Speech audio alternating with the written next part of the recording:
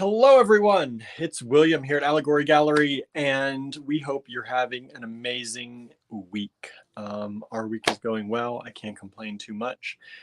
It is Wednesday. It's midweek and Mittwoch, right? And so we are, well, this was the beginning of the week was busy. It's been very busy. I don't know how your week's been going, but ours has been really busy at the beginning this first few days of the week. But today's a Let's Chat day because I wanted just a little breather in the middle of the week. Sometimes I do this, and I'm trying to do more of these Let's Chat days because I think you all like them and we like them, and it's kind of a way just to connect and hang out with each other. I know a lot of you during this time have things that you're doing, right? Especially as we move into spring and summer, the 5 o'clock hour, especially if you're with us on the East Coast, is kind of like getting out of work, or maybe you've just gotten out of work and you're heading home. And we know it's hard sometimes just to take a break and sit down at this moment in time. So these Let's Chat are things that they're kind of like a podcast almost. You can hang out with us. You can ask a few questions if you want to, or reply to things, or you can just sit and listen. And I think that's sometimes nice, right? So yeah, how's everyone doing out there? Boy, my hair today, wild. Let's see who's out here with us. Suzanne joining us on YouTube. Thank you for joining us on YouTube. I'm going to put the YouTube banner up here. Whoops, I don't know what just happened. Am I still with y'all? I don't know what. My screen flashed. Hopefully you're all still out there. My timer's counting up, so I think I'm still here. So I'm going to put YouTube out there because we would love you all to join us on YouTube. If you're watching from somewhere else, if you are watching us on YouTube, thank you. Please hit the subscribe button. Please hit the thumbs up on our videos. That lets YouTube know that you like us, to show you more of us, and to stay connected. If you're not on YouTube, we're still be on Facebook, don't worry.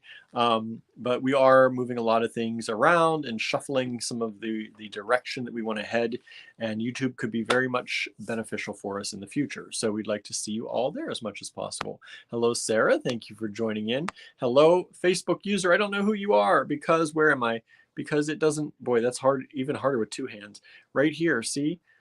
If you're in a group, or even if you're on a page, I think, if you click the description in the video, there's a link to StreamYard/Facebook, I think is what it is.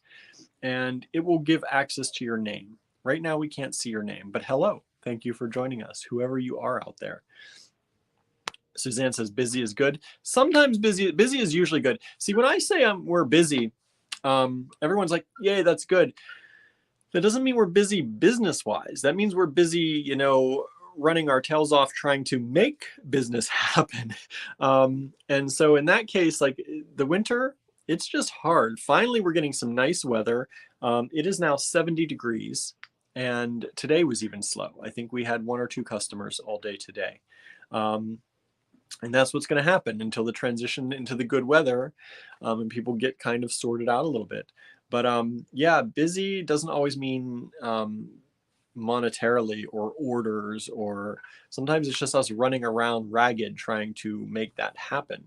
And that's kind of what it's been feeling like. But this week has been, the start of this week being busy is pretty good.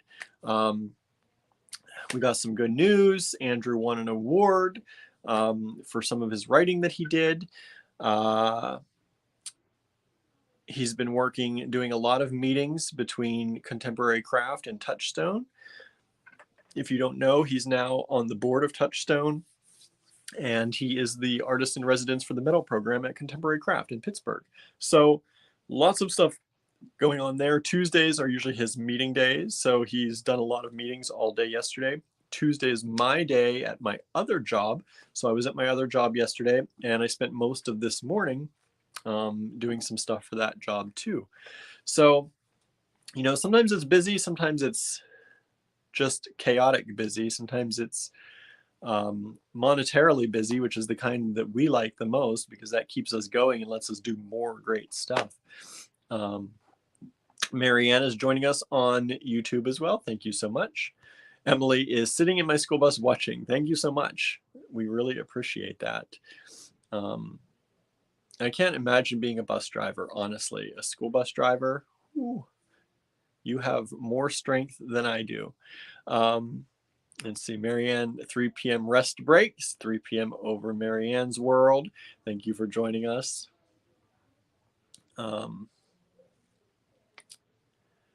Andrew, maybe because I sent you a message. Oh, the screen flickering. No, that wasn't it. I don't think that it's just for some reason my browser flashed, but I did see your message. I added them to the reminders, so I'll go shopping. I have to get cat litter tonight anyway, so I was planning on going.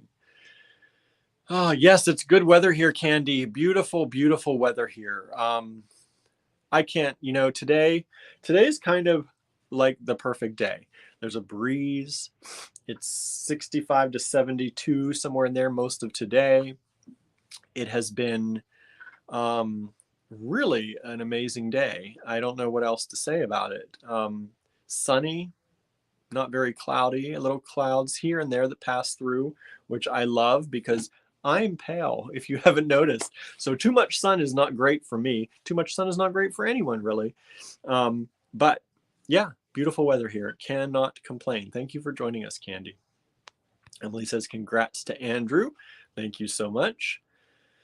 June is joining us. Hello, June. Thank you for joining us over there on YouTube. We really appreciate that. Thank you for joining us, period. It's always good to see you here.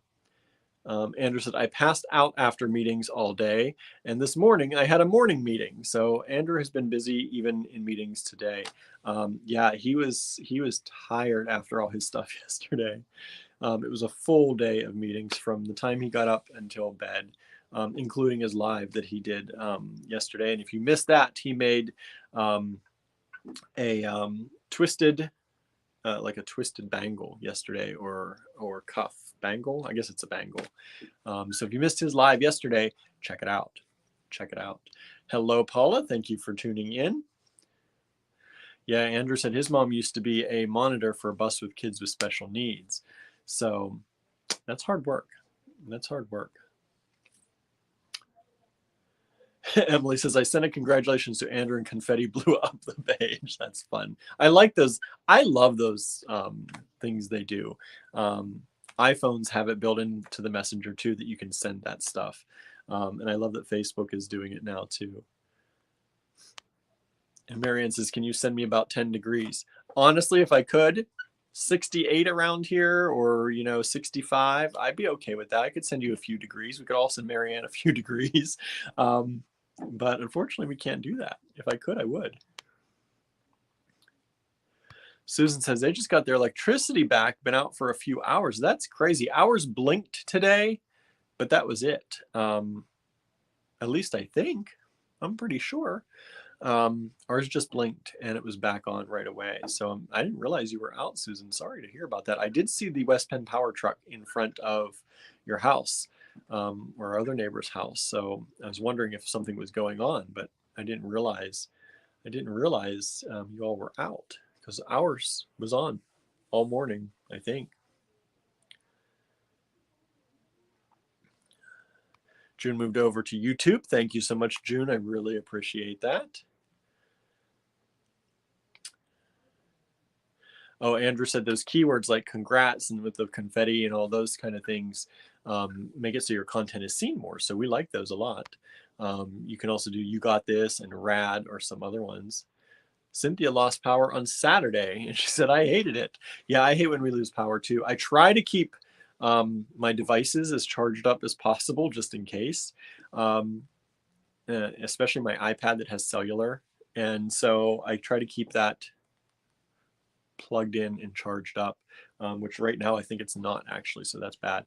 But we are very, very, very lucky. We honestly, I'm going to knock on lots of wood right now, because where we are in Ligonier, I mean, our neighbors apparently were out for hours today. Where we are, we haven't ever had more than maybe an hour most, I think, that we were out. Maybe once we had a few hours, but generally we get a lot of blinks here and there, and we have our computers hooked up to battery backups so the blinks don't knock them out. But because we do get a lot of them, but our power is always rerouted or comes back usually almost immediately. So I have to say, we picked a good location because we don't lose power very often at all. But it is hard when you're out of power. Um, Sometimes it's nice. Sometimes it's nice. You can just kind of do stuff, sit and read, or listen to music if you have your phone going or something. But yeah, it can be nice if you take it that way. Andrew said the blinks drive me crazy, like third world countries sometimes in the summer style. Yeah, when people have all their air conditioners going and things, sometimes the transformers blow.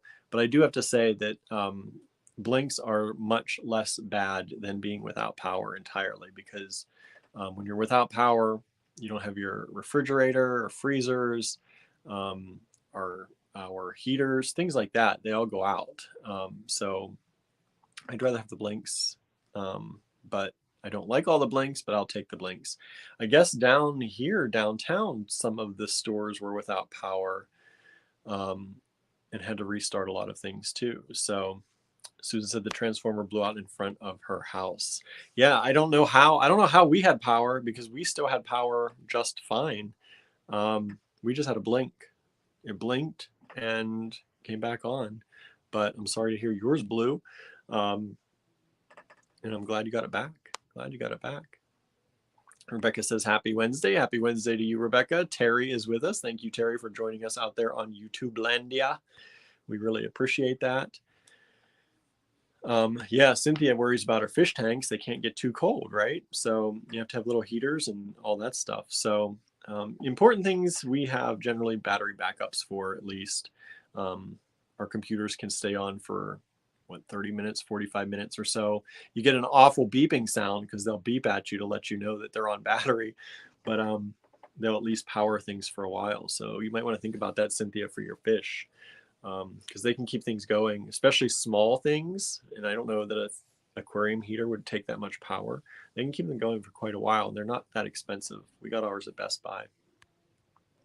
Yeah, Marion says, imagine a grocery store without power. I know. I can't even imagine. And they probably have very strict rules and regulations on if they can actually sell stuff after they've had a power outage, depending on how long it lasted. It'd be awful. Luckily, beads do not go bad. They may go out of style and come back into style once in a while, but beads don't go bad. So we're very lucky that way. Hello, Susan. You're late, but here you're not that late. We only started about 12 minutes ago or so, 13 minutes ago. 13. We had this one teacher in, I guess it was middle school, I think. Ninth grade, I think maybe ninth grade, 8th or 9th grade.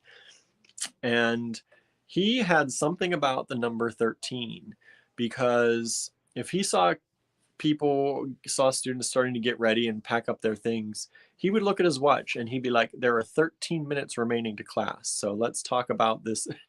And sometimes, even at the very end, he would say, okay, 13 seconds until the bell rings. I don't know why, but it became a thing. It was just his thing. It was always 13 seconds, 13 minutes, always on 13. It was just a strange thing, but I remember it to this day. So if that was he was trying to make a lasting impression, he did it. He did it. Andrew said, before we got the battery backups, I used to lose all of my work. Sometimes I'd work for hours and hours, and then the power would blink off and on and drive me into madness. Yeah, that is one bad thing about blinks, right? Because oftentimes our blinks have there's nothing to say they're going to happen. You don't hear a transformer blow. They just happen. And we don't know they're going to happen. So on a lot of things, because Andrew doesn't use a laptop, he prefers to work on a desktop. Anytime the power would blink, boom, his computer would go down. And, some programs now autosave pretty well. But back before that, it was not the case. So he would lose a lot of stuff. And things like, like Adobe and Photoshop and that, they don't generally save. They didn't used to save on their own. And so a lot of Andrew's work sometimes would be lost. And mine too. So I got a battery backup for mine. And then when Andrew had his computer issues, I don't know if you all remember that. That was a few months or a few years? I don't know when it was now. when his computer, we thought he lost everything. Whenever we redid, I worked his computer out and got him a new storage solution. And actually, my mom helped us with that. She's like, make sure he's backed up. And we got him a battery backup and all that too. So all is good now for the most part. All is good. And now his computer's at Star Cottage Studio, so he can be there and working hard. Terry says, we lost power a city over due to straight line winds. The grocery had to dispose of all the fresh meat. I can't even imagine that kind of a loss, right? Power was out for nearly 24 hours. Yeah, that's hard. That's hard. Rebecca says, I believe the food can be out of the coolers for no more than 20 minutes at a grocery store. That's insane. And I wonder, because I know the coolers stay cool, even though the power's not on. But I wonder how long they have or what temperature it has to drop to before they have to start counting down. That's hard. Oh, Marianne also says, yes, there are rules regarding how long something can be out of refrigeration. Time and temperature. Yeah, time and temperature. Like all the food service stuff you have to do too. Susan said, we used to say save early, save often at my old workplace. The electrical system was very antiquated for a modern office tower. Yeah. Like I use Apple. That's not anything new to any of you who watch us. I used to work for Apple in New York City. And, luckily, a lot of the Apple apps now, like Numbers and Pages and a lot like that's their, if you don't know, that's their word processor and their spreadsheet program and their notes where you take notes, and a lot of their things auto-save like immediately.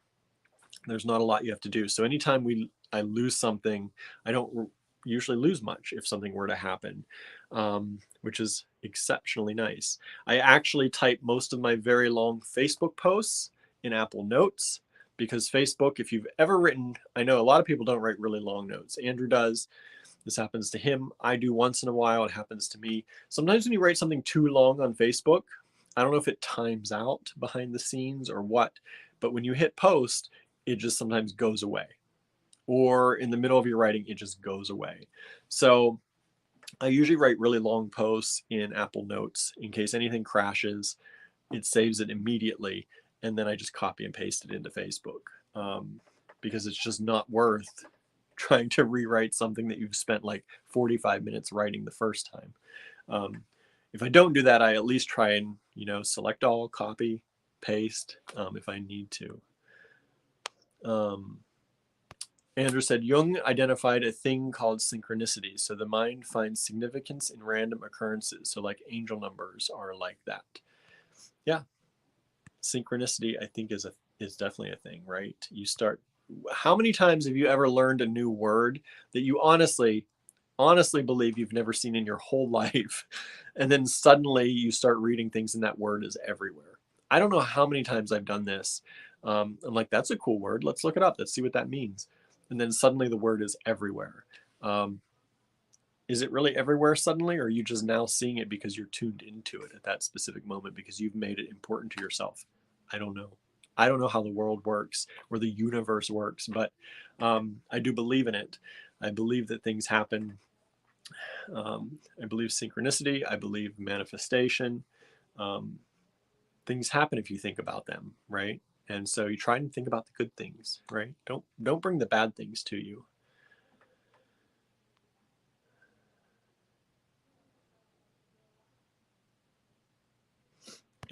Cynthia said, the Facebook crash happened to me this morning and I didn't like it at all. And I was in a hurry and I didn't start it in notes.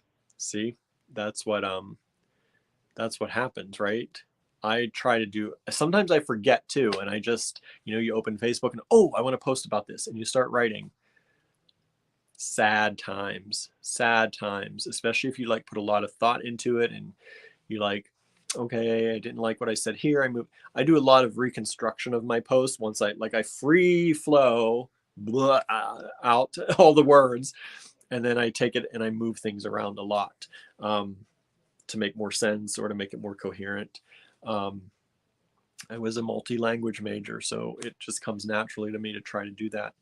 And a lot of times in a lot of moving that stuff around, bad things happen on Facebook. It's not good.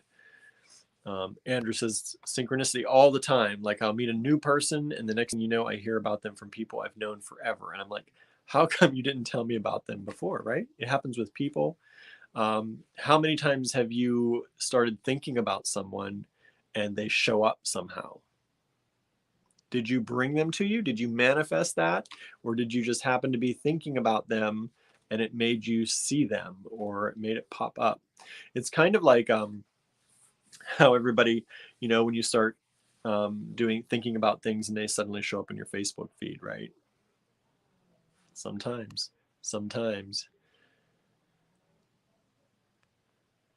Susan says synchronicity happens to me a lot. Probably I'm tuned into noticing meaningful coincidences. Very possibly, right? Very possibly. So what's everyone else doing? My week, let's see, what did I do Monday? Monday I was here. Monday I did something else though. I can't remember one day to the next sometimes. Monday I was here at the store, but I also did something else on Monday. Tuesday, yesterday, was my day at my other job, and that was fun. I like to go to that job. It breaks up my week a little bit. I kind of take that whole day to focus on kind of that job and kind of put the store aside so I can hopefully make room for new ideas for the store. And I often do. Tuesday nights, it seems like sometimes I get some of my, energy back for the store. When you're doing something all the time, sometimes you lose energy or not really lose interest. I love the store. I love what we do, but you lose that energy and that kind of new look. You can't look at it as if you're a stranger, and that's sometimes good to be able to do. So Tuesday nights, a lot of times, after my whole day working my other job, and then I usually come home and do some more work for it. And yesterday I came home, I took the cats out for a quick walk. And then we had a Great Beat Extravaganza meeting. It was our monthly meeting, so we did that. So that's what Andrew was talking about. He had meetings in the morning, then he did his live for you all while I was at my other job, and then he was in the Great Beat Extravaganza meeting till pretty late. And yeah, just kind of, when I was, especially in the shower, right? Who thinks? Everybody, it's the thing. Everybody thinks new things in the shower, right? Because your mind is relaxed. You're kind of out of any element. You don't have a phone, right? You can't start looking things up unless you play with danger with your phone in the shower. I do not. So I start to think about things I should do and could do and would like to do. So that often happens on Tuesdays because it's a fresh, kind of gives me a break, and then I get a fresh look on things. Let's see. Andrew said also new tools, things I never heard of before, and it's the most random thing, and then all of a sudden, boom, they're everywhere, right? Synchronicity. Andrew said, I think some people are more susceptible to it, like seeing patterns. Oh yeah, that's what I did. I fixed, was that Monday? Boy, I fixed the headlight. So I fixed the headlight. I've also been working with my aunt. My aunt is getting ready to maybe retire. She's been getting ready to retire for years, but she's trying to outfit her life and her home a little bit more. She lives out in the middle of the woods, and there's no internet other than satellite. So she's considering getting satellite internet. So I've been researching some things for her for that. But she wanted a new computer, and she wanted something that, because she doesn't have much to print from, it's hard for her to print because she doesn't have internet in her house. So she can't print from her phone or her iPad. So I worked on getting a computer for her and getting things cleaned up. She actually bought my old computer, which is a year old, maybe, if that. And so with that, I found a sale on one for me. So I picked up another one to replace the one I'm selling her. And I've been setting up computers the last few days. So I went and picked that up. Placed a phone on order for her because she needs a new phone. Hers is starting to get very old. And she said for retirement, she wants to have new stuff so she can just kind of make sure that now that she's not going to be having an income, she can get it now and have it set. So we've been working on that for her. I fixed the headlight in the car. I have bruises to to show for it. I watched these YouTube videos on how to fix the headlight. We lost one of the low beam on our car, the passenger side. And I watched these YouTube videos how to do it. I said, that's easy. Like, it was super easy. So I went and bought the headlight, and I went over to the cottage, because at the cottage, the front door has a really nice bright light, and it was getting toward nighttime, and we don't have a bright light in front of our garage. So I figured I'll just fix this real quick. I'd already picked up food. I'd already picked up everything I needed to come home. I was going over to the cottage to see if we needed to turn on the pellet stove because it was cold that night. And I got there. I said, I'll just take a few minutes, pop this headlight in. Looks super easy. About an hour and a half later, our car has some wild braces inside the engine compartment that inhibited me from getting to the light bulb, just like every video that I watched and how easy it was. So my hands have all these, I don't know, you can see this kind of dark here, have bruises from trying to reach in and grab through, and then I lost parts that fell into the engine compartment. It was not fun. Kind of was fun because, you know, it was something new and I like doing new things. I should have filmed it for William Tries Things. William tries to replace a headlight, but I honestly did not think it was going to be that long. But it may not have been the best video for William Tries Things anyway, because there was a lot of foul language happening toward the end. So I know, me, foul language, right? Who would have thought? So yeah, I did do that. Oh, as Andrew said, yeah, some of our best business ideas often happen in a trip in the car on the way home. You know, sometimes when we've been to a bead show or we go to a conference for small businesses, and we, you know, it kind of takes you out of the store, because I'm at the store a lot, right?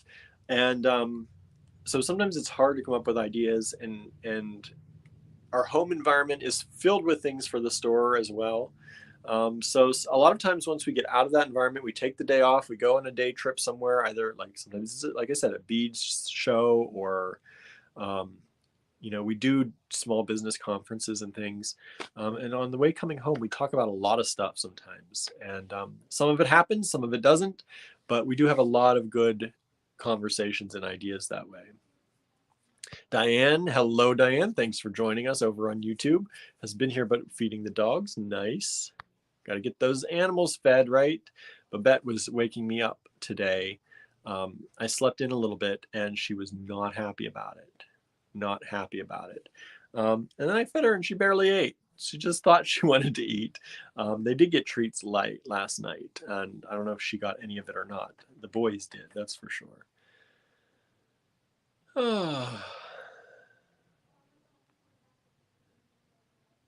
Let's see.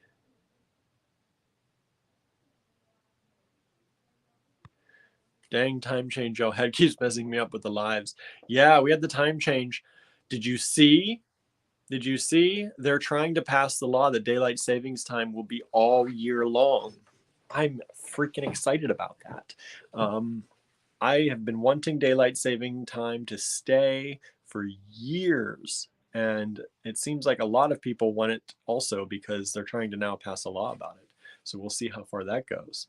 I know some of you out there don't want that, so I'm sorry, but I hope the law passes.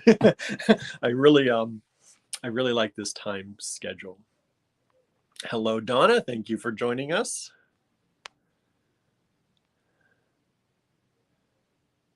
Donna says, I have to use notes on my iPad and have an Air printer to print out lessons when I teach. Yeah, I love that you can print from your iPad and iPhone. But if you don't have Wi-Fi, like my aunt doesn't have Wi-Fi, she can't do it. So that's why she wants a computer.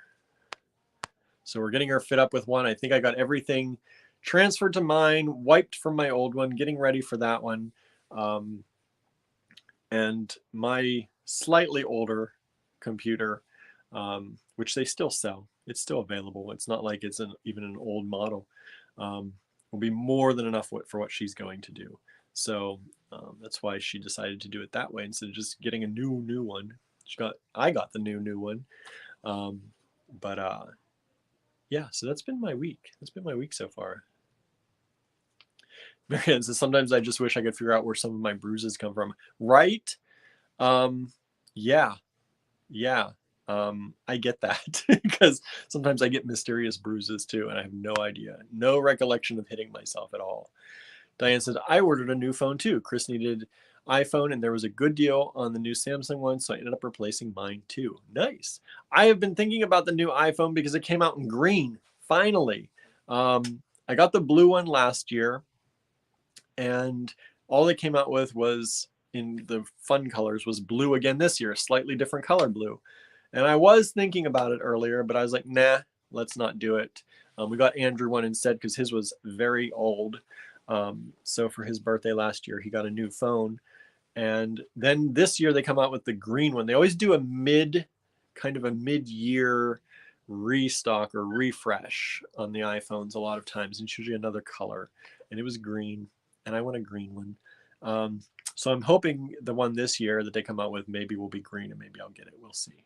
We'll see. But mine's still good, except the battery is really, because we do so many lives, I think the battery is just starting to wear out really fast. And things are starting to slow down a little bit. So I might just get the battery replaced if they'll replace it.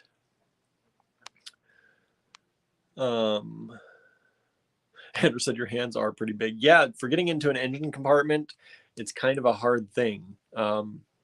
And I wasn't sure because all the videos I watched were like, be careful, if you've just had the headlights on, they will be very, very hot because they're halogen, right? And so I had gloves on too for a while. I had leather gloves on so that if I pulled the bulb out, I could actually touch it, or at least if I did bump it up against my skin, because I had just driven there. And even though that light wasn't on, the high beam worked, and so the high beam was on. So yeah, it was, but it wasn't. It was freezing cold outside. Well, it wasn't freezing cold, but it was cold. So they cooled down quickly, and not so quickly found out that they were cool, but I could barely get them out with my gloves, so I had to take them off anyway. Andrew said, I can build a house with my bare hands energy. Yeah, the kind of energy we come back from during a trip or talking about business on the way back. We both get very excited about doing things. And, I think we don't always have that energy because a lot of times when we are home, we're either in the store or we're doing things for the store. And so when you're constantly doing something, it's hard to see outside of it. And so when we go to a bead show, even though we're buying for the store a lot of times, it's a different energy, right? It's new. It's picking out new things, exciting things, and it kind of puts your mind into that, what could we do, this new idea thing. So yeah, it's definitely a high input energy. And I often get that energy if I am kind of zoning out or showering and it's like 4 a.m, I get that kind of energy. And that's one of the reasons that if I stay up late, I have a hard time going to sleep because I get all of these great thoughts and these ideas, but I'm so worn out that I don't actually write them down or act on them, right? Because at 4 o'clock in the morning or 5 o'clock in the morning, I'm not just going to get up and start working because I know I have to go to sleep. So I get some sleep before the next day. Sometimes I should just get up and work probably because at least I'd be doing something productive instead of sitting there in bed thinking about all these wonderful ideas I have, right? So do you all do that? I do that.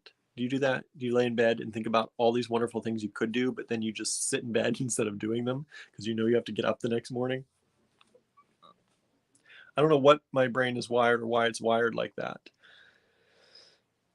Susan says, my hubs attempted to change the headlight a few cars back. He got so frustrated he wound up breaking it. Yeah, I bought 2 because I'm going to replace the other one. I'm just taking a break.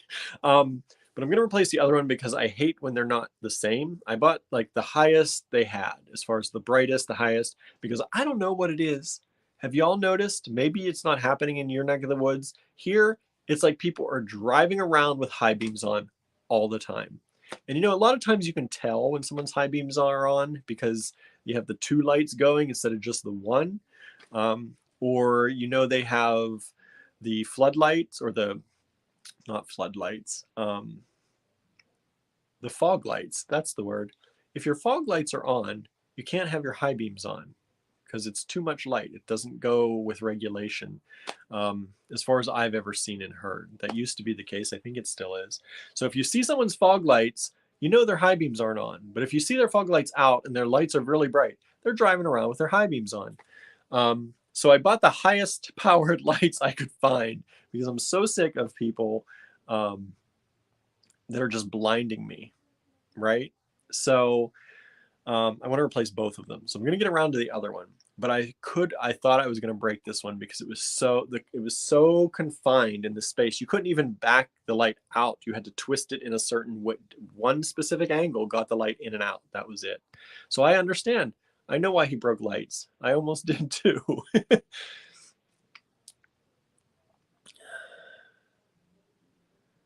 Babette has a routine just like Paolo. The new kids eat whenever and get up whenever. Yeah, it's true. Babette and Paolo really liked their routine. And I think it's because we got them a lot of times. We got them when I was working at my other job only, or mostly. Andrew was running the store. So when we got Babette and Paolo, I was leaving pretty much the same time every day and trying to feed them at night around the same time every night. So they really have a routine going. Babette still tries to stick to that routine. They also both really enjoy food, like me. So when it's time to eat, it's time to eat. But Gilbert and Barnaby, they don't care.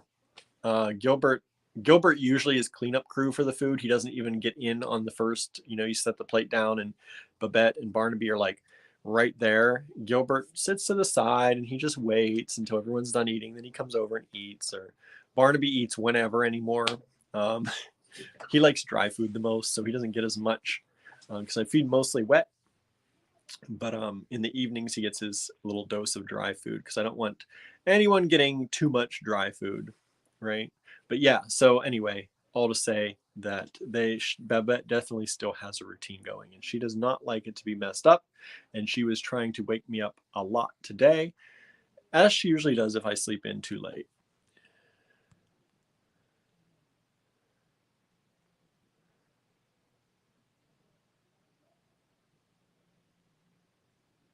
Diane says, I don't care which type of time they pick. I want them to pick one and stop changing it so I can get used to it.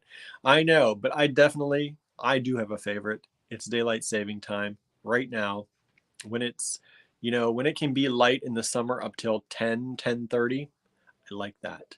And I know a lot of people, the mornings are darker a little bit sometimes, but I'm definitely not a morning person. And as they've shown, a lot of people have more accidents during standard time because they're driving in the dark at night home from work and things like that. There are a few people driving in the morning during any dark period than there are at night. So a lot of times rush hour at night is one of the most treacherous times, especially in the dark. So if we keep daylight saving time all year, there will be less dark at night. And that's one of the reasons that they're really pushing for it. Plus, it's good for retail because retail stores can stay open later because there's more light and it's safer for people to drive. So I like it. I like it, and I hope it goes. I hope it works. Diane said, my new Samsung is green, but it's back ordered and it won't ship until the 22nd. Yeah, my aunt's phone won't be here. It's supposed to be here Friday, though. We'll see. I know there's a lot of things going on in the world between China and Russia, and we don't know what's happening. They're talking about possible shipments being frozen and things not happening. So might be a little bit different in the tech world for a while, but we'll find out. Hopefully all this, hopefully Russia just stops and, kind of goes back to themselves and lets Ukraine be Ukraine. That's what I think anyway. Andrew said, when I was younger, I used to get mysterious bruises, but I guess they weren't that mysterious. They were from going out with my friends and having beverages and bumping into things. Yeah, that happens. That happens. It definitely happens. Andrew said one of our friends is super clumsy and it always looked like someone whooped her. That's sometimes how I look like too. Because I do have mysterious bruises sometimes, right? Sometimes mysterious, sometimes not. At least I know what these are from my trying to change the headlight. Hello, Carmen. Thank you for tuning in. Hope you're doing well. Andrew says, I just get up and work. Yeah, when Andrew is thinking in the middle of the night and comes up with things, he gets up and does them. I am less like that because I usually have some kind of restriction on my time more. Like the store is only open during a certain span of time, so I like to be here at least once in a while, right? Yeah, I try to get down here as much as I can, even if we have a helper in for the day. But so I only have a limited amount of time that I have to do that. If honestly, I would sleep in till probably 2 or 3 every day, and be up until 5 or 6 every night if I could. But it's not possible all the time. Tell my body that, tell my brain that. I'm trying to develop an evening routine. We were laughing about that last night. I try to do my wind down now at 10:30 at night. That's my wind down. Want to be in bed by midnight or 1 every night, and it's not been working very well. It worked for a little while. I'm sliding back, so I got to get back on it. Hello, Nancy. Good to see you here. Thanks for joining us. Hope things are evening out for you at least. Evening out. Of course, we want them to get better for you, but even is good for a while, right? Let's see here. Susan said her husband's headlight, he tried to force it in, kicked it, and cracked it. He was not happy. I almost kicked one too. I understand. I definitely understand. I don't have patience for a lot of things. I don't know. I don't know how I seem coming across on lives and when I talk to you all, but I'm not a very patient person. I have patience for some things, but things that should be easy, when I get into my mind that it should have been easy, like this light, my patience runs out like that very quickly. And once I finally got the old light bulb out, I threw it across the driveway. I found it later. I don't want to leave stuff there, right? But yeah, it's. I understand. I understand. Talking about high beams, I think Carmen says here in Jersey they do that. Just drive around with high beams. Why not, right? Because it blinds the people you're driving in front of or driving toward. We get people just driving around with high beams on, whether they're coming at you, whether they're following you. Who wants high beams when you're being followed? Like, it's the most annoying thing in the world. Andrew says it's usually a big white truck. They run around with high beams on. Yeah, we have a thing with, if it's a big white truck, they're probably I won't say it, a bleep driver, right? Not nice. Susan says, my cat boys have a very set routine as well. We hear about any deviations to it, right? Babette does that. Barnaby sleeps with me almost every night. A lot of times all night long. Sometimes he's out, partying or doing whatever he's doing in the before I go to bed or right when I go to bed. But he usually pops in and sleeps with me most nights. And if I start waking up, he starts jumping up and getting ready. And if I just turn around and go back to bed, he lays back down and goes back to bed. He will sleep with me generally in the morning until I really get up, whenever that is, even if it's in the afternoon. And but he doesn't care. He will, and Gilbert sleeps usually in the other room. He has a little chair that he sleeps on, my desk chair usually, and he takes that room all to himself, and he sleeps in there at night. And he will just stay there, or sometimes he gets up and walks around, but he doesn't bother you. Babette, she will tell me. She gets up, she jumps across my head, over my head. She starts yelling at me if I don't get up in the morning. Yeah, Paolo used to step on my hair. So anytime I'd be laying, he would purposefully, I swear, he'd just step on my hair on the pillow so that it would yank my hair out and I'd wake up. And I think he used to do that on purpose. because he wanted his crunchies in the morning, his food. June says, will Cynthia be doing another try drawing session again or another artist? Maybe. Cynthia said she's up for it.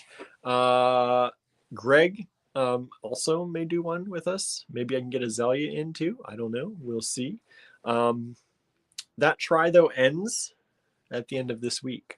So I have some ideas. If you're not sure what June's talking about, I have a page called William Tries Things. And I'm listing different things that I want to try, and we have dates set for them. And we're doing these tries by date. And you try whatever you want to try, and you post about it in the group called the Triers that we have, and we just do stuff. Whether we're good at it or bad at it, we do it. And we did sketching with Cynthia. So Cynthia did a sketching tutorial, which you can still see in the group if you want to watch it and try with us. So Cynthia said she might want to do another one. Like I said, we might get Greg in there. I do want to do some painting maybe. So maybe we'll get them to do that, or maybe we'll do a longer sketching. I'm thinking about taking out the dates. And this is something I've been pondering because I like to try new things, but oops, I kicked the stand. Limiting ourselves to dates is really starting to make it feel more like work than fun trying stuff. So I'm thinking about just whenever I think I want to try something, I'm going to post about it. And then I'm going to leave it up to also followers and group members to just post about new things they're trying, and trying to make it inspiration to just try various things, not just always the things I'm doing. And I think that's the way it's going to have to change here in a little bit, because we're just going to get so busy that I cannot keep up with everything, in addition to making sure that there's a try every week or every month. So I think that I'm going to loosen the reins a little bit in the group. So that would also allow for example, Cynthia or Greg or somebody to do a session without having to be in a certain time constraint, which I think would be a lot better. So I think that's where it's going to head. This William Tries Things is something that I'll put it up here if you all want to join me. It is one of those things that is kind of evolving. I had this idea to do it for about a year before I started, and I've been thinking about it. And at first it was just going to be me doing things, and then I wanted to find a way to incorporate other people so that they could try things, because I think it's really beneficial for your kind of state of mind as an adult to get used to trying things and just having fun with it and freeing yourself, really. So I've been working on it, and it's been evolving, and it's gone through one evolution or two evolutions already. And I think we're going to get to the point where we're going to open it up a little bit more, and that'll, I think, actually free us up to do a lot more. So hopefully that'll work. So that's a long answer to your question, June, but that's the answer. That's all I've got right now.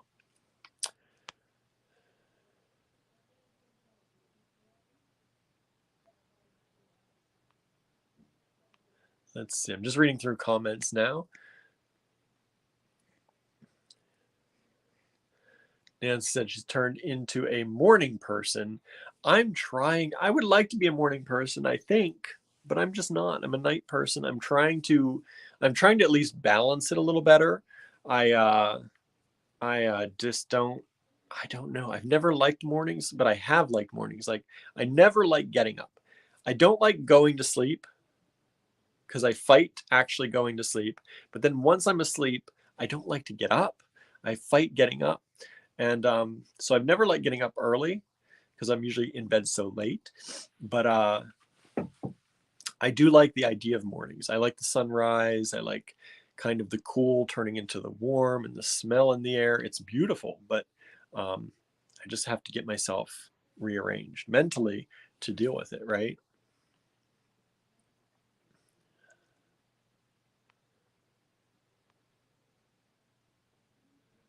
Talking about bruises, Susan said, one time I fell on a trail run and ended up with 2 black eyes. Some people thought my husband had hit me, right?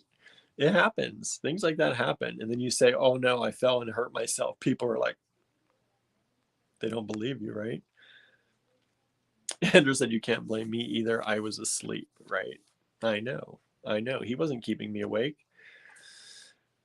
Oh, I even did my exercises last night. I've been trying to exercise a few times a week. I'm still coming up with my schedule on that, but it's kind of one of those things. I exercise for a few days and give my body some rest for a few days. But I'm trying to exercise more and get into a better mental and physical shape. So I even did that yesterday to try and wear myself out. And I did wear myself out, but it was not enough to go to sleep. Marianne says, I've gotten black eyes after I fainted. It happened twice. Yikes. Yikes.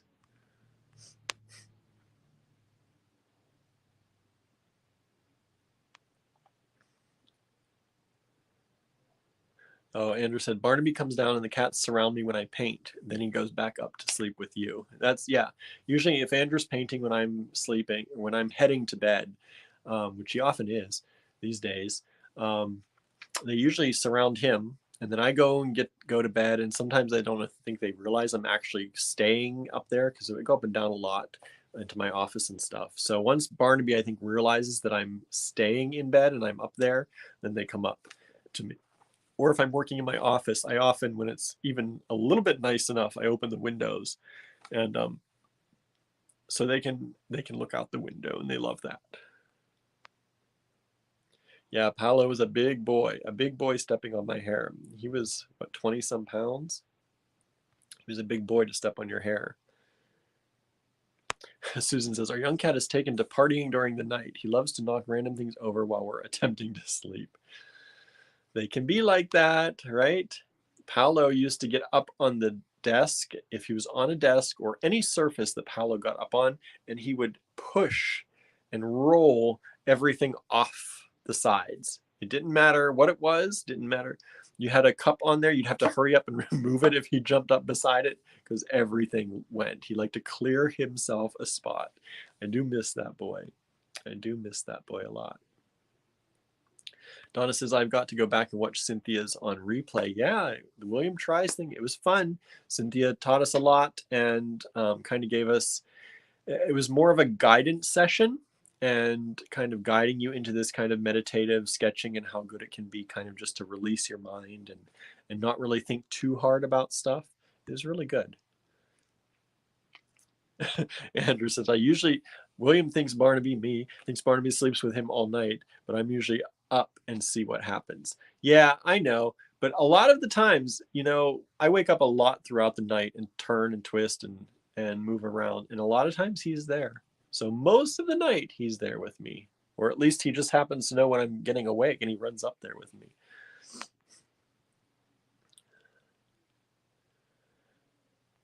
Andrew said, one thing I've noticed is that people don't always do stuff if there's an open deadline. Like with the design challenge kits, we used to get nearly everyone participating, and now it's like one or two people do it. Yeah, I don't know. There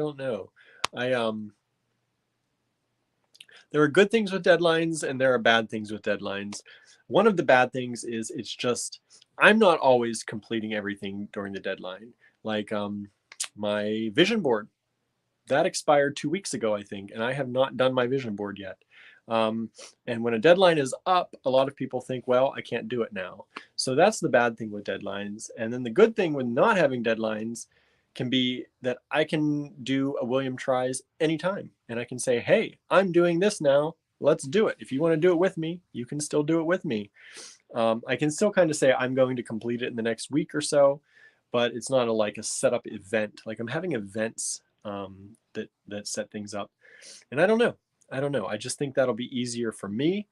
I thought that doing things structured would keep me more in line.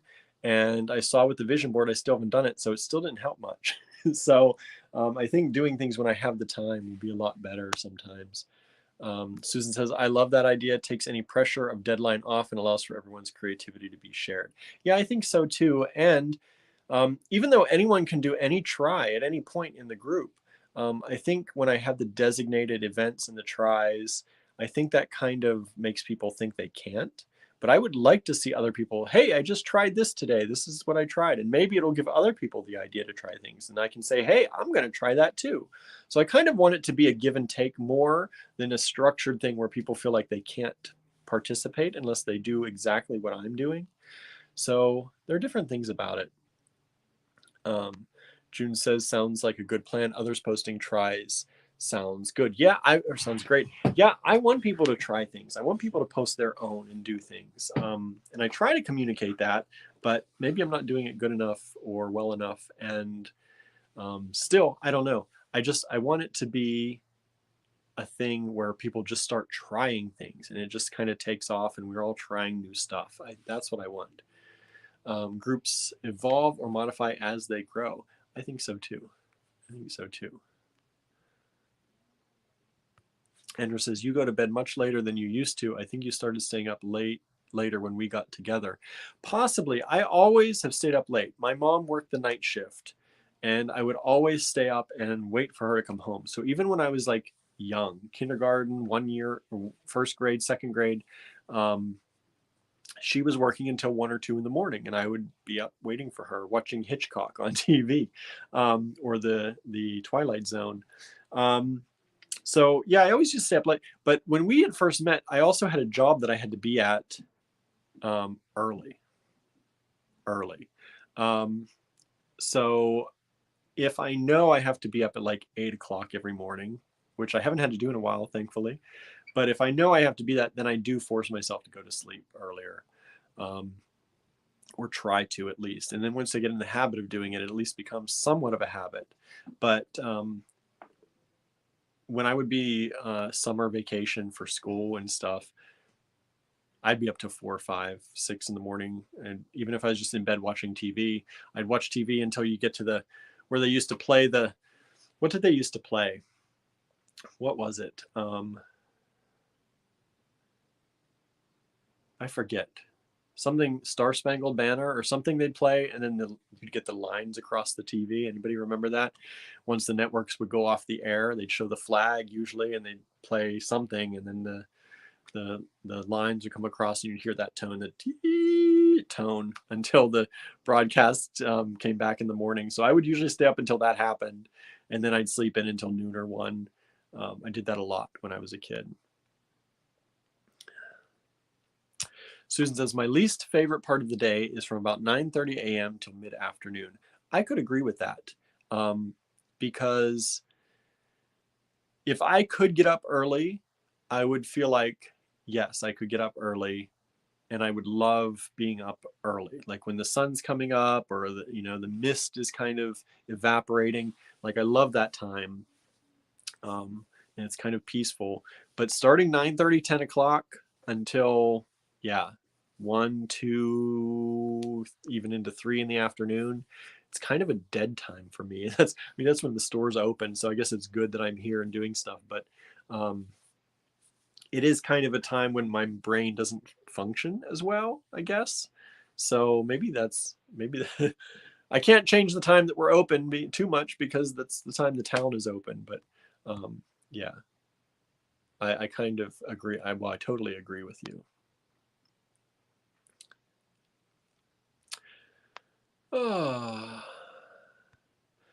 Donna says, I've been crazy busy this week, so hopefully I can talk about watching Cynthia's sketch tutorial on Friday. Yeah, it's there. It's there for y'all to watch. Susan wants to see it as well. Yeah, definitely join the Triers group. I know you're in there, but anybody wants to see it, join the Triers group. Go in and take a look. In a perfect world, that's when I'd sleep, Andrew says to Susan, that 9:30 to mid-afternoon. Just enough in the morning to get stuff done, and then I get up and there's time to do stuff before things close. Now I'm having to do stuff during the day and my schedule is all kinds of messed up. Yeah, I think Andrew and I have a lot of the same timing. Like I would definitely sleep from probably 9 to 3.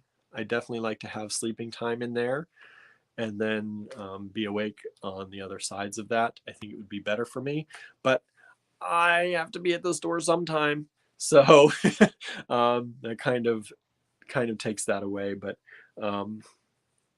someday someday when we have maybe a store manager and we're all big and, you know, prosperous and everything's going great, we can have our sleep schedule the way we want it to be.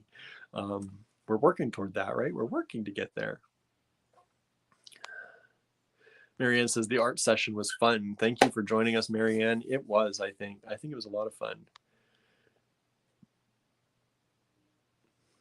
Susan says, I thought I read somewhere that pre-industrial people generally sleep in 4-hour increments. When industrialization came about, that stopped. Yeah. They used to have the 2 sleeps, first sleep and second sleep. And in some literature, they even talk about like the second sleep. That's also why they say a lot of people had a lot of kids, because in between the 2 sleeps, the husband and wife would often do a lot of things. But yeah, it seems like a lot of times people used to sleep for 4 hours. They'd get up and do some things in the middle of the night and then go back to sleep for 4 hours. And if I go to sleep before, and that's why I set my evening routine starting at 10:30 to then finally go to bed at midnight or 1, because if I honestly go to bed before midnight, I will sleep for about 3 to 4 hours and then I will be wide awake. Now, I could then go back to sleep for 4 hours or so if it didn't run into everything else after I was wide awake. But I would actually like that. I think that would work well for me if I could get into the habit of doing that. But it takes a different mindset nowadays to do that, right? And it takes a lot of kind of reconfiguring your life to do that. But I think 2 sleeps would work for me, because if I would go to bed at like 10 at night, you know, after dinner, after I'm like passing out from food coma, and get up at 2, which is about what I would do. And I've proven that time and time again. And then work until about 6 or 7 and then go back to sleep for a few hours. It might work for me. Maybe I'll try that. We'll see. We'll see how it goes. But it's also getting to bed at 10, which is not easy. But sometimes food coma helps. Yeah, Susan says it was the flag and the Star-Spangled Banner followed by colored bars. Yep. That's how the TV went out. Andrew says, I got in the habit of just sleeping when I got tired, but now that I have outside responsibilities, I can't do that anymore. Yeah, you were lucky for a while. I consider that lucky, because when you have things that you have to do outside of the home, it's hard. It's hard. But I would definitely love to just, you know, take a nap when I felt like it, get up and do stuff, take another nap. I would love that. Someday. Susan says, I stayed up to watch Johnny Carson when I was young. Oh, so did I. Definitely stayed up to watch Johnny Carson, and much after Johnny Carson even. I never had a bedtime. My mom and dad never really instituted a bedtime. They kind of, I think, left it up to, well, he knows he has to get up for school, and if he can't get up for school or has a hard time, he's going to realize that he needs to go to bed earlier, right? It kind of that cause and effect type parenting, maybe. But yeah, so I never had a bedtime, and my mom was a night person, still is a night person generally. I can message her at like 1 or 2 in the morning, and she'll usually be answering me back. But she now gets up a lot earlier. I guess as we get older, we need less sleep, is what they tell me, but I don't feel that happening to me yet. I kind of wait for the day that actually happens. But yeah, so I think because of that, they never gave me or my brother really bedtime. We never had a bedtime. There were times when my parents said, okay, you need to go to bed. But if we go to bed and just, you know, sit up and read they didn't care. They didn't care. Diane says, I'm a morning person, but I probably couldn't get up as early as I do now if it weren't for being at work at 7. But I like being done at 2:45, so I don't want to work later. Yeah, that's nice. That's kind of nice. I don't think I could do that, but it is nice. When I was working at Apple, there were chances that because I worked for a 24-hour store, I could do the night shift if I wanted to. Now, usually I went out with friends and did stuff at night, so I didn't take them up on that too often. But sometimes I would ask for a schedule for a night shift if I wanted extra hours, or if I just, you know, wanted to switch for a while, and I could work the night shift, which was really kind of cool to be in an Apple store at like 4 in the morning, 5 in the morning. because it's kind of empty and dead. But in New York City, there are still people. You can go buy a computer at Apple at 5 in the morning if you want to, right? Or even 3 in the morning, or whatever time is weird for you in the morning. 5 is weird for me. It's not weird for some people. 3 is kind of more weird for anyone, right? So yeah, so that was I liked doing that. I like doing the night shift sometimes. Andrew said, I feel like I also function when I wake up naturally. If I get woken up by an alarm or somebody wakes me up, I feel groggy. Welcome to my life, right? The alarm has been the bane of my existence my whole life. Let's face it, the world is not structured for night people. They talk about how people, night owls, night hawks, stayed up. It's a natural thing. They needed some people through evolution to protect the tribe or to protect the city in the nighttime. So there are people who are geared naturally to be awake at night to provide protection, or used to be, right? Or to alert people if something were happening in the middle of the night. They needed people that way. And the world still does, right? There's still a good place for night people, but the world does not structure itself around night people. I cannot go grocery shopping generally, at least around here, in the middle of the night. I can't get much of anything in the middle of the night. There are no activities that are set up for things in the middle of the night generally, right? I would love to host like beading classes or things for people to do in the middle of the night, but things like that just don't happen. They don't happen. Or if they do, there's some big special event. Like sometimes we have a pajama party and we stay up all night and we hang out at the store. But yeah, so the world is not structured for night people. It is structured for morning people, but I think there are more night people than people realize. It's just that we have to conform. As Andrew said, we have to conform. We don't get to always do things naturally, and we have to have alarms and all that kind of stuff, right? So yeah. Marian says, I'm more into first and second breakfast. I'm not a breakfast person. I love breakfast food, but I'll eat breakfast food for lunch. Not big on breakfast time. I can't eat as soon as I get up. It doesn't agree with me generally. My dad was the same way. He cannot eat first thing after getting up. He needs to be up for a few hours. And I'm the same way. I'll feel nauseous if I eat right away.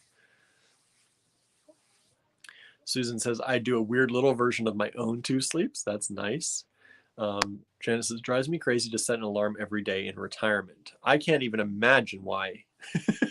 The day I'm actually really retired, or the day that I don't have to be in any location at any point in time, there's no alarm happening. We'll throw them all out. Donna says, oh heavens, I'm retired and I sleep more, right? Some people, as they age, they say they don't have to sleep as much. My grandparents, my grandmother especially, definitely got that way. I think my mom is getting that way because she's getting up earlier than I remember her generally getting up, and she still stays up pretty late. So some people are like that. It runs in my family, but we'll see. I still like my sleep. I would sleep for 10 probably hours a day if I could, every day.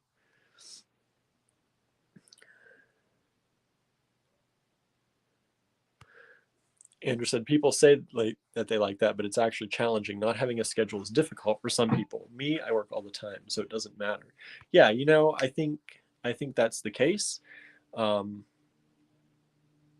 like a schedule. I would just prefer my schedule to be shifted into the nighttime more and be able to do that.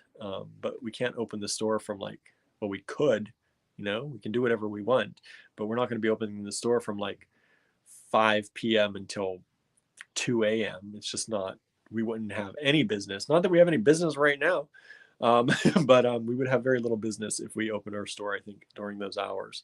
But who knows? Maybe we'll try it. Maybe we'll try opening the store later and see what happens. I don't know if we'd have much in the way of helpers because most people want to do stuff in the evening with their families. But, who knows? Let's see here. Somebody's late to the game out dealing with seedlings. Hello, welcome. Thank you for joining us. Andrew said, I've noticed that you have rules of when to work and when not to work, so it doesn't always work out. I do. I try to have rules that fit my schedule the best. When I know that I have to get up and come to the store, I also try to give myself me time and downtime because I think that's exceptionally important. From everything I've read and everything you look at, they have found that having your own time, they say you're supposed to split up your day: 8 hours of sleep, 8 hours of work, and 8 hours of joy or entertainment, or kind of your own time, personal time. And so I try to stick to that as much as possible. It's not always possible, obviously, but I do very much try to not be a workaholic anymore. I used to be like that, and it stressed me out and it wore me out, and I was not a happy person. So if William wants to stay happy, he has to set up boundaries for himself of when he'll work and when he's not going to work. But it's definitely, yeah, I do have rules of when to work and when not to work.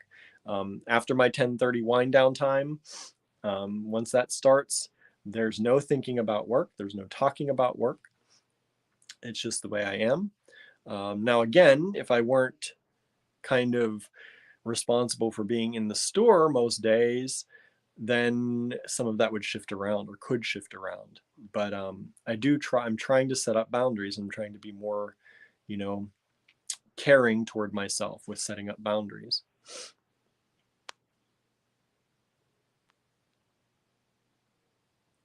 Let's see here. What's everyone saying?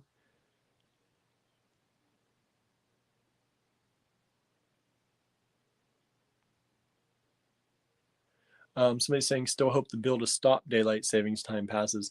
There's a bill that's keeping daylight saving time. That's actually what the bill is. It's to keep daylight saving time all the time. That's the one that's the newest one that just started passing through the House or the Senate. It started working its way yesterday, I think, was the news, most of the news about it. And it's to keep daylight savings time. So I hope it passes. I want to keep daylight savings time. Andrew says, in some ways, I like that it's not set up for night people, because then I have quiet, dedicated time to work with no distractions. That's kind of nice, yeah. But I also feel like that's then we're people who have to leave the house are forced to work on someone else's schedule, which is also hard. So I don't know. I get it. If you can work from home and you do most of your work that way, that works. But when you have to be out at some point, it's hard. That's hard.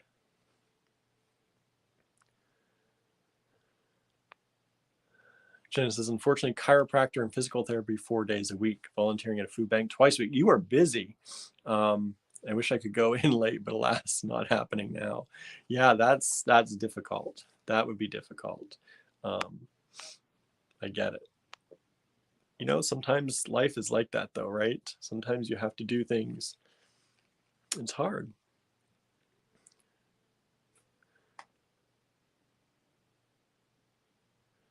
Marion says, yep, you would be doing all the shifts if you were open 5 p.m. to 2 a.m. I probably would. Diane says, I think when I'm retired, I will have a schedule in the sense of like getting up, eating breakfast, maybe going to the gym or going shopping certain days, but I won't be setting an alarm. Yeah, I hope not to have to. As Janet said, sometimes, chiropractor, physical therapy, sometimes things happen and we need to, right? But I am hopeful to have a schedule where I don't have to do that too. Suzanne said, okay, Senate passed it and it's in the House. So it's up to the House and then the president to sign. If we keep daylight saving time all year, let's keep it. Let's keep it all the time. Pam meandered over to YouTube for us today. Thank you so much, Pam. We really appreciate it. Andrew says, I just don't sleep. Yeah, Andrew does not sleep. I don't know how. I've always been big on sleep. I'm not wanting to go to sleep, but once I'm sleeping, I like to sleep. So I don't know how he does it. Andrew literally probably sleeps 10 hours every 2 or 3 days, maybe total. Like he'll sleep 2 hours here and an hour here.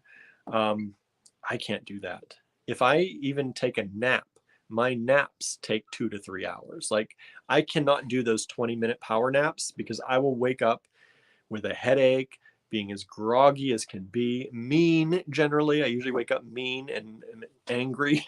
So, I don't know how people, I watch these YouTube videos about people trying to do these famous people schedules. And some of these famous people like napped 20 minutes every hour or napped 30 minutes every 2 hours or something like that. I would just be a bear all day long if I could only nap 20 minutes at a time. So I just don't do it. I just don't do it. Donna says, I do have nights that I can't sleep. It's very frustrating.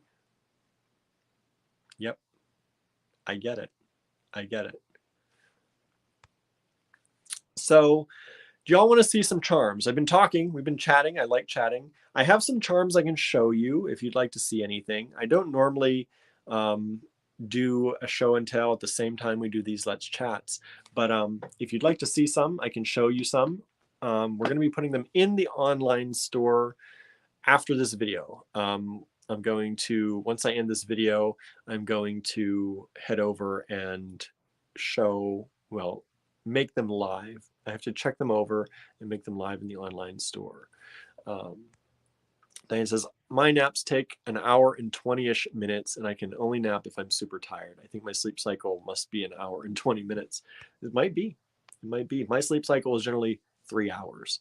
If I go to bed too early, I wake up 3 to 4 hours later. If I take a nap, it's usually 2 to 3 hours. It's somewhere in there. Andrew said, I have more charms here at the house unless you got them. No, I didn't. I wasn't sure if they were for you or for us, so I brought them home with everything else. And I forgot to take them today, but I wasn't sure if they were still ours. So we'll have those too to add. But these are more that we found, and we're still adding to the online store. I'll show you a few. It seems like some people want to see them, so let me flip this camera around. Let me lower the camera. You probably hear me winding the camera down. And settings, camera, where's the back camera? Not the front, the back. There we go. Okay. Look at that. There's a penny waiting there. Okay, let's just take a look. Take a look at what we've got here. So one of the charms that we have is this. This bow and arrow charm. That's cute, right? Bow and arrow charm. Let me see if I can. There we go. Let's wind that down a little bit further. Ooh, a little bit further. So these are one of the charms that are going to be going up in the online store after this video. Whoops, almost dropped them all. Almost dropped them. Janet says, that's different, right? I think it's really, really cute. So it's really nice. Nicely done. You could use them for earrings. We have a number of these. I think there's 5 or 6 of them that'll be available at least.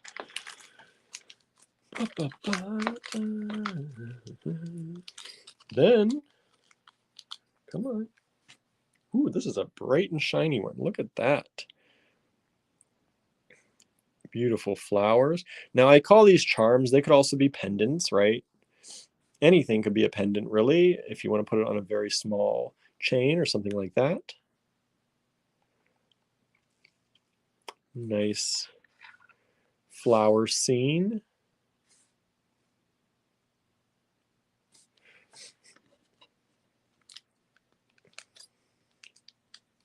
Come on, get in the bag, get in the bag. And then, I don't know if I've shown this one before. Some of these are restock on some of the other ones, or some that we found that we already had in there. We're going to re-add them. Here's a moon phase in bronze.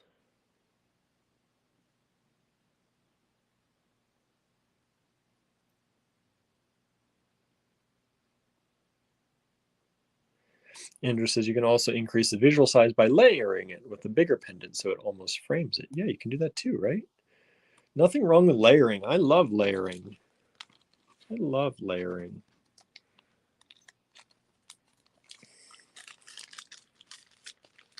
Let's see, what else do we have? What else do we have?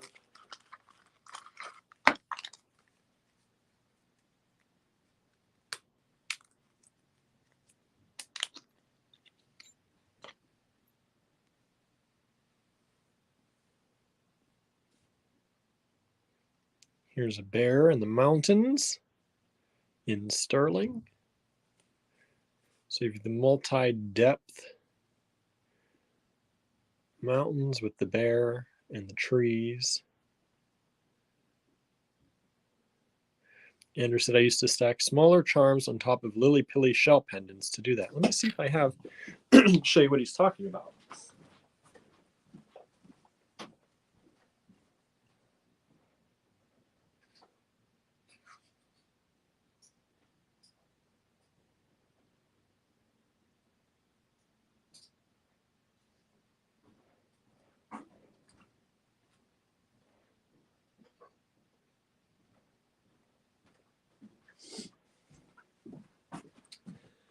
Okay, so you can do things like here's a lily-pilly shell pendant, or that's, yeah, there's the top.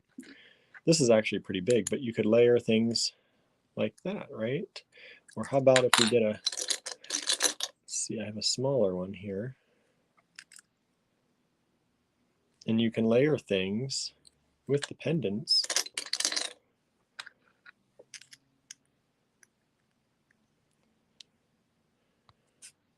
So it's like that. So you can always layer stuff together with things like this. These we really only have available in the physical store right now, but if you like them, you can message us. And you can add them to your order. You can add it when it ships out. If you want to order a charm and then go in and order, send us a message for some of these, we can do that. Here's the one that I showed on the image for this video. Pam said I missed the beginning. We're just starting to show the charms, and the charms will be in the shop immediately following this video. Well, as immediate as possible following this video. I have to go through and activate them yet. So you could set these up on top, show the charms off, play with colors. If you wanted to layer them up on a necklace like that. Suzanne says, I love those lily-pilly pendants. Me too. We have the big ones. The big ones are $25 each. So these three, and this one, this donut one is not a pendant. It doesn't have a hole drilled. But these three are $25 each. They're etched shell. And then the rest of these here that you're seeing are $16 each.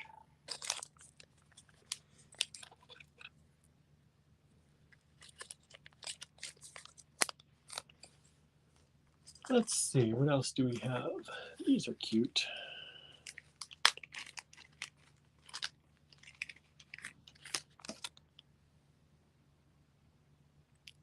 Little, oops, let's see, it doesn't want to focus on it. Little starfish.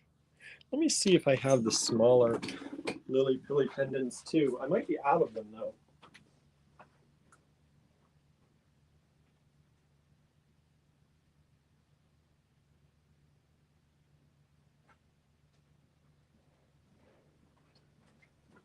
Nope, I just wasn't looking in the right spot. I have lots of them. So we have, like, maybe you wanted to do a little beachy scene. You could combine some of these for a charm bracelet, or if you wanted to layer them up. So we have those. These tiny ones are $4 each, and we have them in various designs. There's a little bird, a little flower. Whoops, let me just set them down. It's kind of hard putting them on here, right? On my hands. Bird, flower. Sometimes the reflectiveness makes these not as easy to see. Here's a face. Face. Look at that owl. Little owl there. If you can, there you go. It's hard to see with the reflection.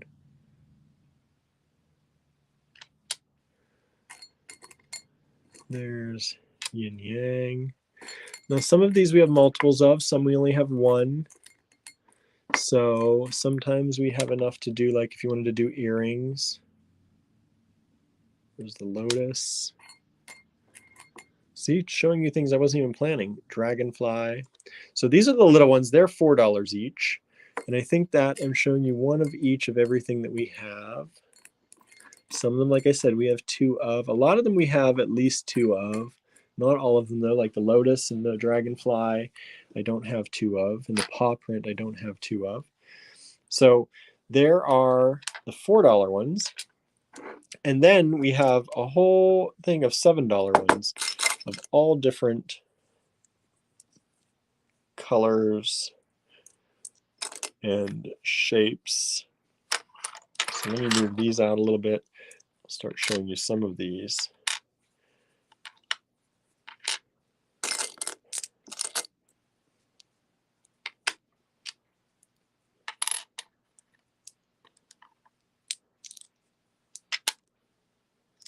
As I said, there's a lot of different ones in here. But if you're really interested in them and you really know that you want some, you can message us and I will work at getting you some photos and stuff if you want. So there's lots, but you could easily, like pair these. This might be a good size to pair with something like that, right? And these are $7 each for this size.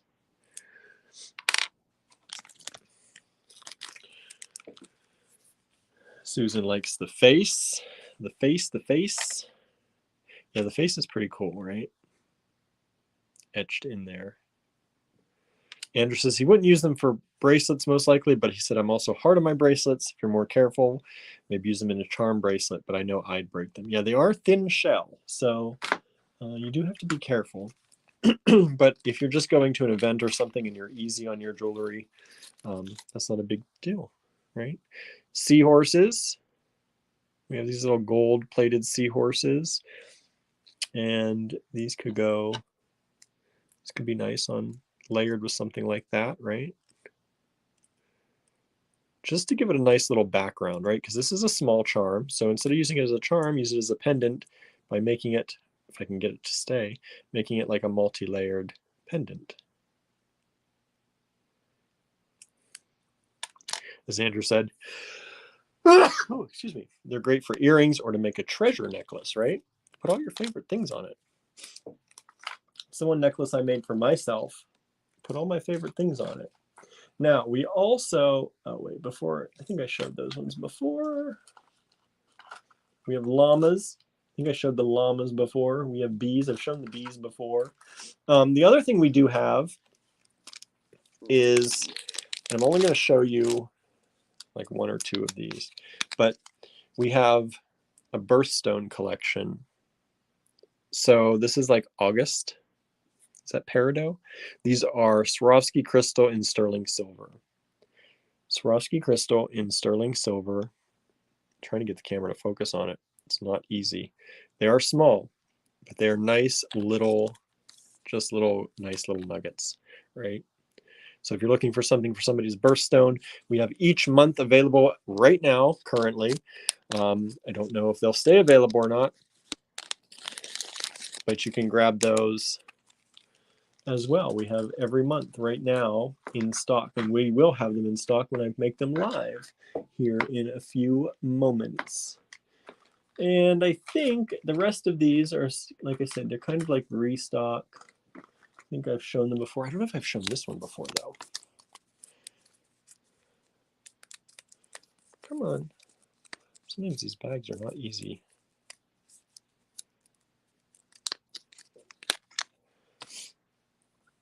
A little silver paw print. That's going to be going in the online store here soon, too.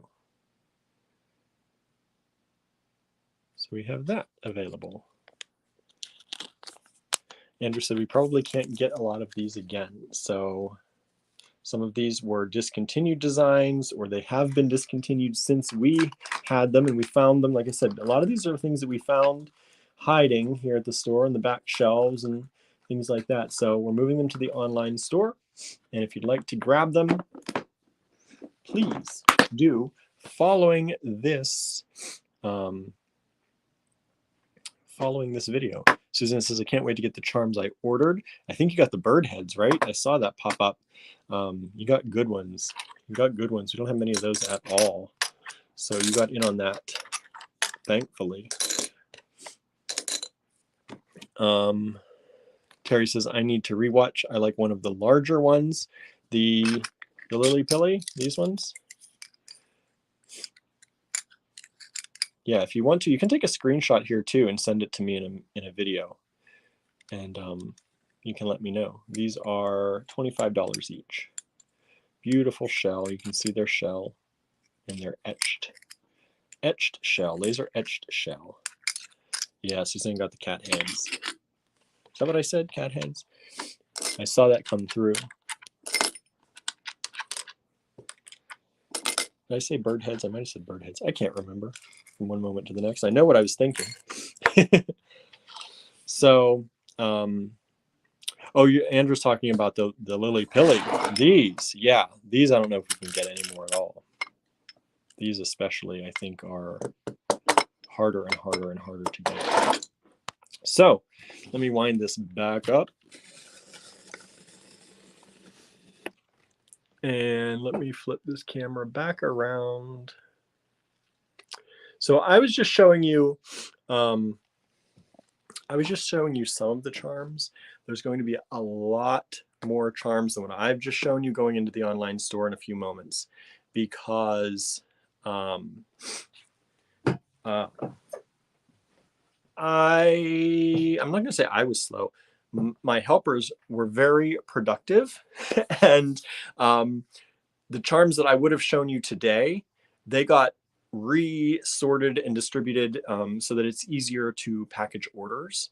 So they were distributed in a different, like by SKU number instead of like this last batch that we just did. So they got interspersed with everything else. So this is not all that's going to the online store. There's a lot. I don't know if there's 30 some charms or 40 some charms I'm going to be releasing into the online store here after this video. So don't think that's it, because there's a lot more. And I didn't want to spend this whole kind of Let's Chat video showing you stuff because I like to keep these kind of just chatting, but I wanted to show you those just to let you know they were happening. Diane asked, did you say those birthstone ones are in the store or online? They're going to be in the online store following this video. In the online store following this video. If you do like them, I just want to say that too, for anyone local watching these videos, please know that when we say they're in the online store, they are only in the online store. You cannot come into the store. I mean, right now you can technically come into the store to look at them, but the best thing to do is to buy them in the online store, and instead of having them shipped to you, mark them for pickup. When the order is ready for you to pick up, we'll send you an email and let you know, or an SMS, depending on how you sign up on our form or for your order. But we are going to be moving the online store stuff to Star Cottage Studio here in the near future. So that really means that the items in the online store will not be in the physical store. Sometimes we split things up. And we do half and half, and we leave some in the physical store and we put some in the online store. But for a lot of things, as Andrew said, when we move everything to the cottage, we won't be able to share that inventory kind of back and forth as easily as we do now. The online store will be at the cottage. If you come into the store and ask, I saw that you have this in the online store, can I look at it? The answer is going to be unfortunately no. But if you purchase it and you mark it for pickup, when it's ready for pickup, we will transport it back here down to the store and it'll be ready for you to pick up in the store. And if you don't like something, then we can just refund it. It's not a big deal. I know people like to see things in person, and that's what a lot of our customers love, and that's what we love too. So we're not going to stop you from doing that. If you purchase something in the online store for pickup in store and you're doing it because you want to see it, that's okay. We can refund that later then. Not a big deal. We're hoping you'll love it and just take it. That way we don't have to run it back and forth, but that's always a possibility. But I say this because so many people just assume that all the online store stuff is here ready to be viewed. And really, even though it's right there behind me, it's really getting very well organized for the online store. So when people come in and ask for it in store, it's really hard to pull that inventory in a moment's notice. So for anyone that just all that to say, if you are local and you want to see something from the online store, throw it in your cart, purchase it, mark it for pickup. And if you don't like it when you get here, we'll refund you. But hopefully you love it and you'll take it. And that's going to be very important moving forward, because all of this behind me is going to go away. We're going to push this wall back. We're going to create probably twice as much space for the class area back here so that we can give small presentations and have classes, bigger classes back here. We're working toward that. We want to get our, in-store kind of offerings back up and running again. We're hoping to get the art wall back up and running again. We have a lot going on that we want to do. We just need to have the time and the energy to do it all. So just wanted to say that since Diane brought that up, and it's just those are in the online store. So if you want to see them, just go ahead and grab them, purchase them, and we'll send that back if you don't like it.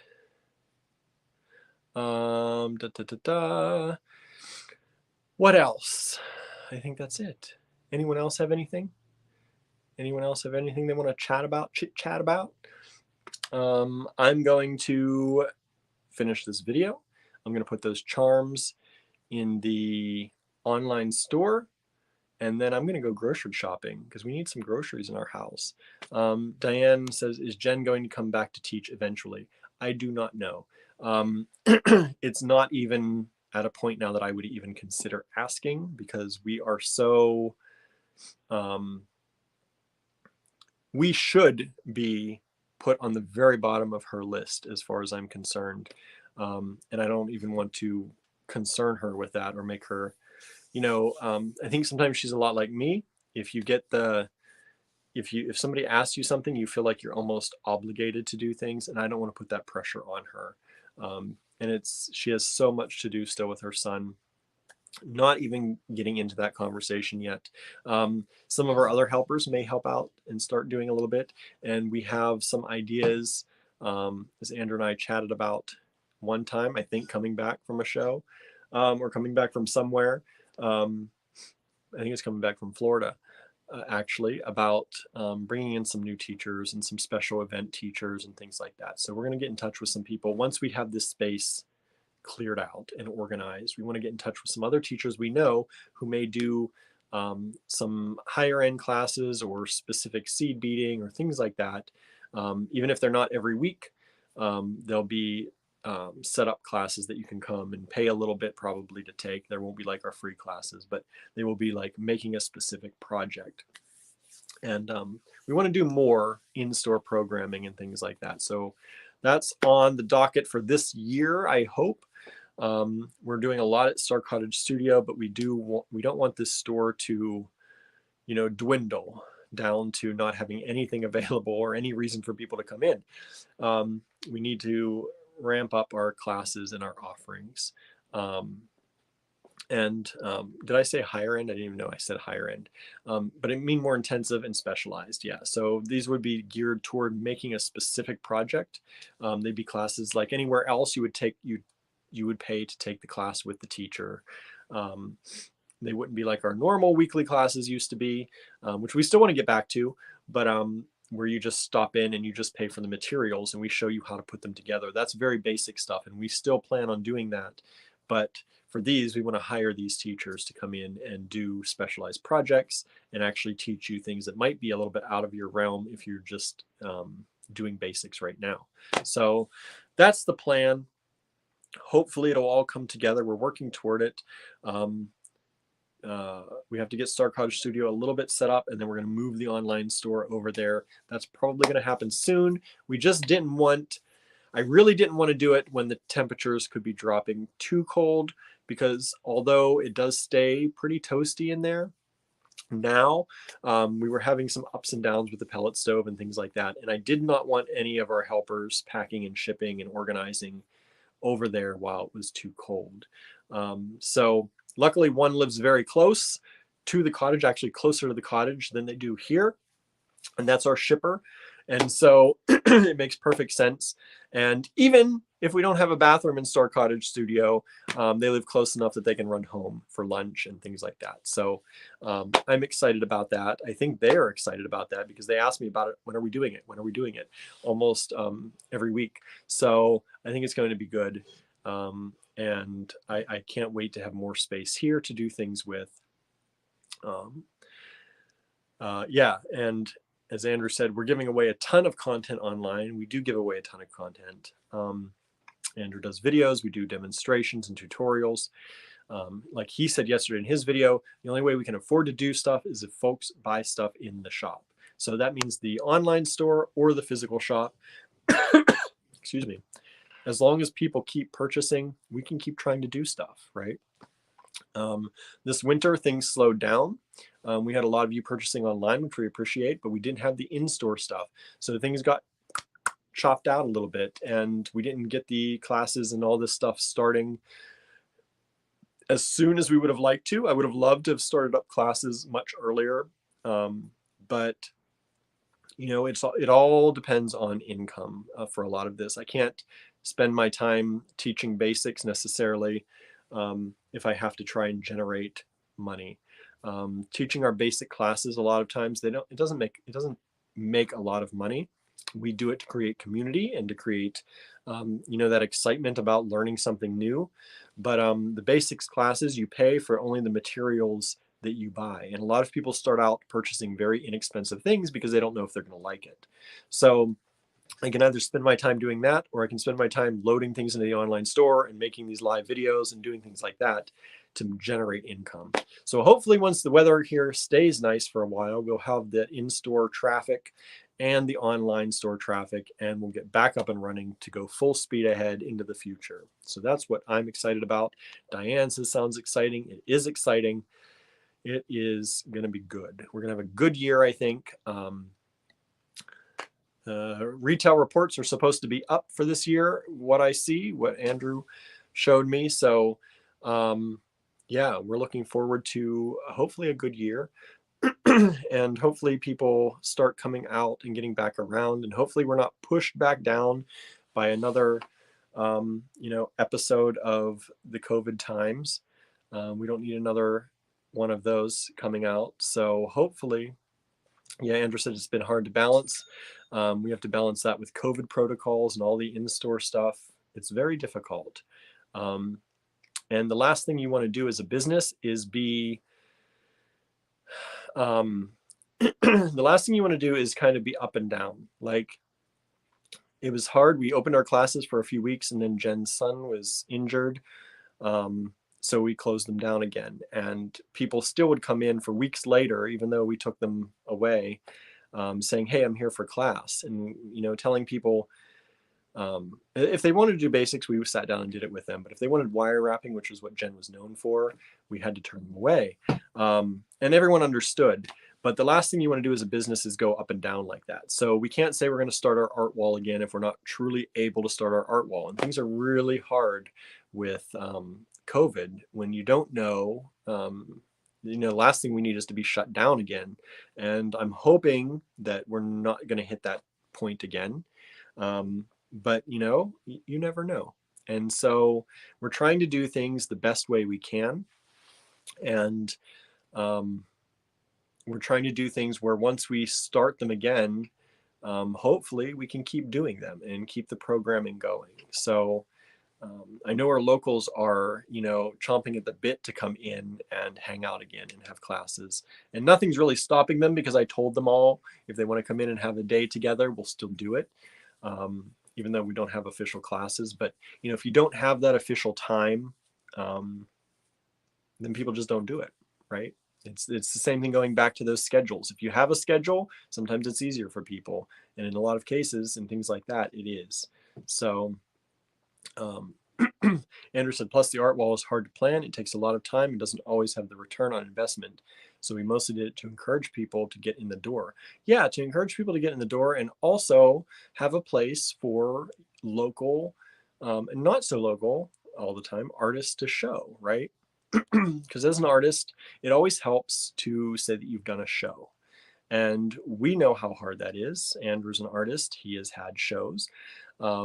We know how hard it is sometimes to get your foot in the door or get things started. And we want to have a reason to bring people in so that they can see these local artists and not so local artists. And we want it also beneficial for the artist. So that's what the art wall was originally intended for. And we still plan to do it, but we just have to kind of figure it all out. So that's where we stand at Allegory Gallery. If you wanted to know, that's pretty much where everything stands now. If you ever wanted to know anything happening here. So that's what these Let's Chats are good for, though, sometimes, right? So anyway, I better get these charms online. I better stop rattling on. So thank you so much for joining me. I hope you have an amazing evening or morning wherever you are in the world. And we will be back here tomorrow with something else to show you. I don't know what yet. Actually, I do. I do know, I think. There's some new things coming to the online store. And I think that's what I'll show you. All right. So thank you all so very much. Have a wonderful day. And we'll see you back here tomorrow. Bye now, everybody.